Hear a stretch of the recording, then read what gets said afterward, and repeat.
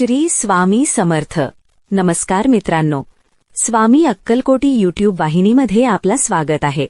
आणि आज आपण ज्या विषयावर बोलणार आहोत तो ऐकायला साधा वाटतो, पण आयुष्य पूर्णपणे बदलण्याची शक्ती ठेवतो. जी अशी योग्यता व सामर्थ्य आहे ज्याने साधारण व्यक्ती पण सर्वश्रेष्ठ होऊन जातो. तो आहे सातत्य. सरळ भाषेत सांगितलं तर निरंतरता. तर चला आरंभ करूया आजच्या प्रेरणादायी पॉडकास्टचा 5वा भाग. बहुतेक लोक मोठे बदल हवेत म्हणून मोठी पावलं उचलतात, पण काही दिवसांनी थकतात, थांबतात आणि पुन्हा जुन्याच ठिकाणी येतात.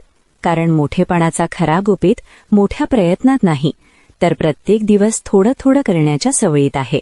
सातत्य म्हणजे वेग नव्हे, सातत्य म्हणजे दिशा. एका गोष्टीला करण्याची निरंतरता. एक दिवस 10 तास कार्य करणं कौतुकास्पद असू शकतं, पण दररोज 1 तास प्रामाणिकपणे कार्य करणं आयुष्य बदलतं. पाण्याचा थेंब खडकाला फोडतो, तो त्याच्या शक्तीने नाही तर त्याच्या सातत्याने. ती पाण्याची थेंब निरंतर त्या दगडावर पडते आणि कालांतराने त्याची माती करते. आपण अनेकदा म्हणतो, आज इच्छा नाही, आज वेळ नाही, आज मन नाही. पण यश कधीच मनस्थिती पाहत नाही. यश त्यांनाच भेटतं जे कारण न देता रोज पुढे जात राहतात. सातत्याचा सर्वात मोठा लाभ म्हणजे ते तुमच्यावरचा विश्वास वाढवतं.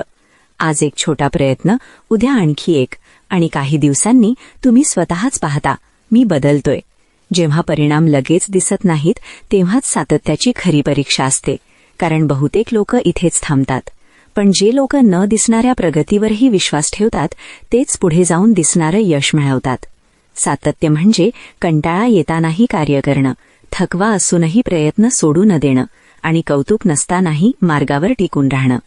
प्रेरणा तुम्हाला सुरू करायला सहाय्य करते, पण सातत्य तुम्हाला पूर्ण करायला शिकवतं.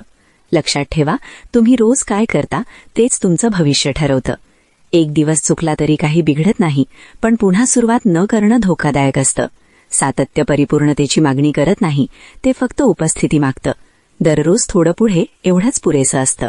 ज्या दिवशी तुम्हाला वाटेल माझं काहीच बदलत नाही, त्या दिवशी थांबू नका, कारण बदल नेमका त्या क्षणाच्या थोडं पुढे असतो. मित्रांनो, मोठं व्हायचं असेल तर एक गोष्ट ठरवा, मी दररोज माझ्या स्वप्नाच्या 1 पाऊल जवळ जाईन.